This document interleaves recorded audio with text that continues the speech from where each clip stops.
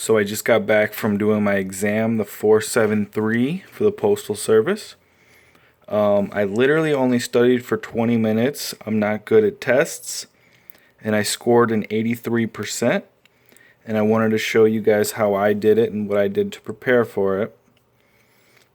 So pretty much an hour before I had to leave to go there, I just typed in USPS practice test. You click on that, USPS practice test, click on the first link, USPS postalexam.org/pracexams.php. Click on that. It gives you the 3 sections of exams you're going to do. It's going to be your address checking, your form completion, and your coding and memory. Those 3 parts make up the full exam, the full 473 postal exam. So for address verification, it's going to give you, on the actual test, it gives you 60 questions, and you have to complete it, I believe, in 6 or 7 minutes. Basically, they look exactly like this. Each question is going to be listed twice with the address, and all you have to do is see if there's a difference or not. Doesn't matter if it's a comma instead of a period. So for instance, this one here, you have 18 Union and 18 Onion, Adrian, comma, WV, or Adrian, comma, WV. So basically, I know for a fact that these are wrong because the spelling's wrong. So what you would do over here is for A, you would leave it if it's perfectly correct, B, if it's only the address, C, if it's only the zip code, or D, if it's both. So then you also have to verify the zip code. 262106729, 262106729. So I know that it's only the address, that would be B. What I did to make this a lot faster, because you do have a limited amount of time, I finished it with about 30 seconds remaining for this portion. What I did was I just verified the zip code first. If the zip code matched perfectly, I'd move on to the address, and so on and so forth. I found that the numbers were easier to focus on first, and move on from there. Alright, so the next portion of the test, you want to do that portion pretty quick without making mistakes, because if you go too slow, you're going to miss a lot of answers. Like I said, I feel like I went pretty fast and I only had 30 seconds left. So for the second portion, it's called form completion. Basically, this is just looking at something and understanding it. Like, this is called a pickup service, a statement for pickup service. I don't know what this does for me. I've never worked for the Postal Service, but all you have to do is just answer the questions according to the label up top on the questions. So I think this one was about 30 questions, give or take, and they give you 15 minutes. This one, they give you the most amount of time. I think I had about 3 minutes left because I was just double checking all my answers to make sure I read them thoroughly. That's something that you want to do. Sometimes they'll say, what is not go in this box versus what does go in this box, so that might throw you off. It's pretty easy though. So like for, let's see, which of the options below is the correct entry for box 28? All you gotta do is go to box 28. They're all numbered. Pick up date and time. So what you would do is, would you put done? No. Would you put money amount? No. Would you put none? No. You'd put a date and time. It's pretty self-explanatory.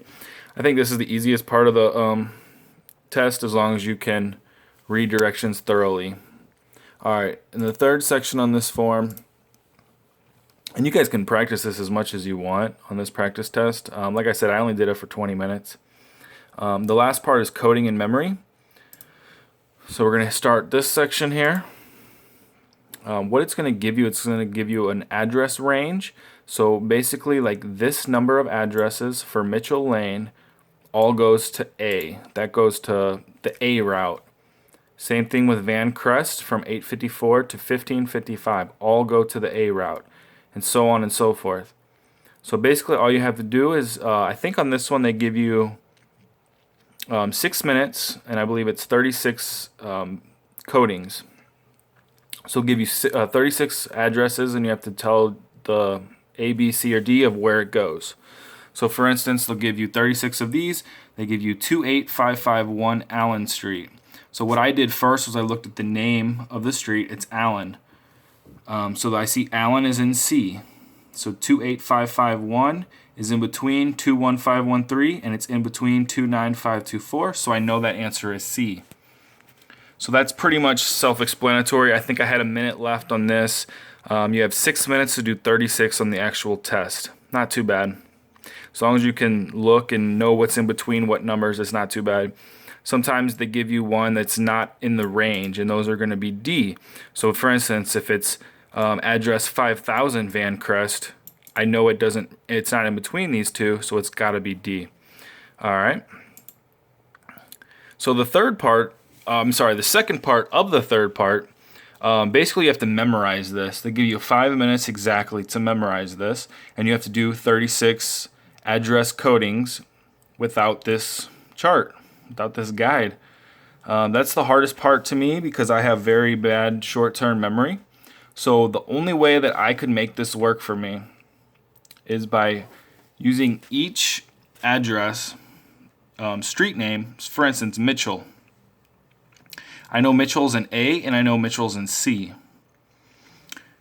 It goes by numerical value. So for A, it's going to be a lower number. It's going to be 178 to 2075. When it's in C, it's in 20,000. I can't talk. It's in 2076. So I know that it's after that A. So basically, if I had a number for Mitchell that was under 2000, I automatically just put it as A. And if I had one that was higher than 2000, I automatically put it for C. Was I always correct? Absolutely not. But the majority of the time, I was correct on that. I think this is the part that I obviously made my score get down to an 83%. And then what I did was I visualized what Mitchell meant to me. I didn't really remember numbers. I just remembered Mitchell, Van Crest, and Allen. So I might think of Mitchell as a person's name and Allen. So I might think of Mitchell and Allen are hanging out, and they're hanging out at a restaurant named Van Crest. And that's A.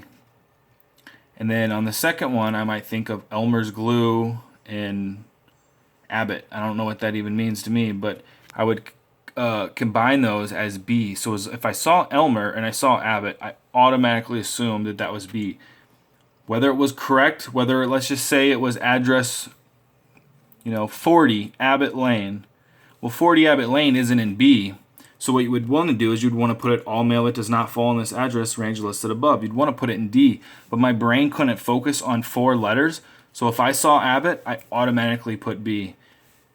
I think it's not perfect, but I think it did help me at least remember portions of this. Other than that, just like I said, try to gather the 3 addresses in A that make sense to you in some sort of way. Mitchell and Allen are hanging out at Van Crest Restaurant. And those numbers are all lower than Mitchell and Van Crest on C. So if it was a higher number of Van Crest or Allen, I would pick C.